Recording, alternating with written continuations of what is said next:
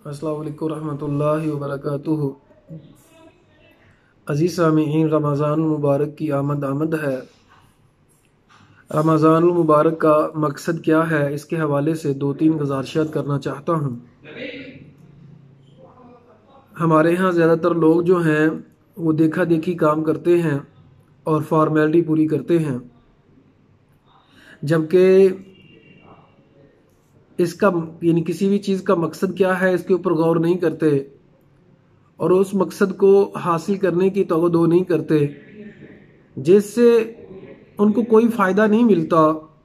जैसे नबी करीम सल्लल्लाहु अलैहि वसल्लम ने फरमाया, मल्लम यदा कौल ज़ूरी वल अमल बिही, जो बंदा झूठ नहीं छोड़ता और झूठ के साथ अमल नहीं छोड़ता, अल्लाह ताला को कोई ज़रूरत नहीं है कि वो खाना पीना छोड़ दे। यानी सिर्फ रोज़ा रखना जो है उसका फ़ायदा नहीं है जब तक कि हम रोज़े के मकासद को पूरा ना करें, जब तक कि हम रमज़ान के मकासद को पूरा ना करें।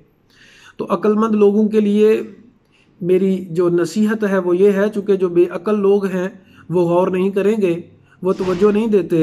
सिर्फ जो 5% दुनिया में लोग रहते हैं वही अक्लमंद होते हैं और वही लोग जो हैं मकासद की तरफ जाते हैं। ज़्यादातर लोग मकासद को नहीं देखते, बस देखा देखी कर रहे हैं। लोग अगर रोज़ा रख रहे हैं वो भी रोज़ा रखेंगे, लोग अगर कोई अच्छे काम कर रहे हैं वो भी करना शुरू कर, यानी उनका कोई मकसद नहीं होता तो वो मकसद को हासिल नहीं कर पाते। तो मोअज़्ज़ज़ सामीईन के रमज़ान मुबारक के जो मकासद हैं उनमें से पहला मकसद ये है अल्लाह का डर पैदा हो जाए। जब भी शैतान चौका लगाने की कोशिश करे, कोई बुराई की दावत देता है, तो फौरन ये जहन में आए कि मेरा अल्लाह मुझे देख रहा है। अल्लाह का डर पैदा हो जाए, ये रमज़ान मुबारक का मकसद है। जैसे अल्लाह ने फरमाया लअल्लकुम तत्तकून, ताकि तुम परहेजगार बन जाओ। ये है रमज़ान मुबारक का मकसद। दूसरा मकसद ये है जन्नत का हुसूल, जन्नत हमें मिल जाए। और तीसरा मकसद जहन्नुम से आज़ादी है। इन दोनों मकसद को पूरा करने के लिए नबी करीम सल्लल्लाहु अलैहि वसल्लम ने फरमाया, जो सच्चे दिल से जन्नत का 3 दफ़ा सवाल करता है, जन्नत खुद कहती है अल्लाह इसको मेरे अंदर दाखिल फरमा दे। और जो सच्चे दिल से जहन्नुम से पनाह मांगता है, जहन्नुम खुद कहती है अल्लाह इसको मुझसे बचा ले। चौथा मकसद है दौरा कुरान का। नबी करीम सल्लल्लाहु अलैहि वसल्लम को हर रमज़ान मुबारक में जिब्राइल अलैहिस्सलाम कुरान का दौर करवाया करते थे। अब दौरा कुरान जो है सिर्फ पढ़ना नहीं होता, उसको समझना कि कुरान का मफ़हूम क्या है। इसके लिए मुख्तलिफ किस्म के लोगों ने अल्हम्दुलिल्लाह मुख्तलिफ मसाजिद में दौरा कुरान का, मुख्तलिफ अदारों में दौरा कुरान का जो है वो सिस्टम शुरू कर रखा है। इससे हमें ज़रूर फ़ायदा उठाना चाहिए, अपने वक़्त को ज़ाया ना करें। इसके बाद मकसद है गुनाहों की बख्शिश, कि गुनाह माफ हो जाए। नबी करीम सल्लल्लाहु अलैहि वसल्लम ने फरमाया, जो रोजे रखता है ईमान से और अजर की उम्मीद करते हुए, अल्लाह ताला उसके पिछले सारे गुनाह माफ कर देता है। इसी तरह जो तरावी पढ़ता है, क़याम करता है, उसके भी पिछले सारे गुनाह माफ कर दिए जाते हैं। छठा मकसद है अपने अखलाक को अच्छा बनाना। जैसे नबी सल्लल्लाहु अलैहि वसल्लम ने फरमाया, जो झूठ नहीं छोड़ता और झूठ के साथ अमल नहीं छोड़ता, अल्लाह ताला को कोई हाजत नहीं है कि वो खाना पीना छोड़ दे।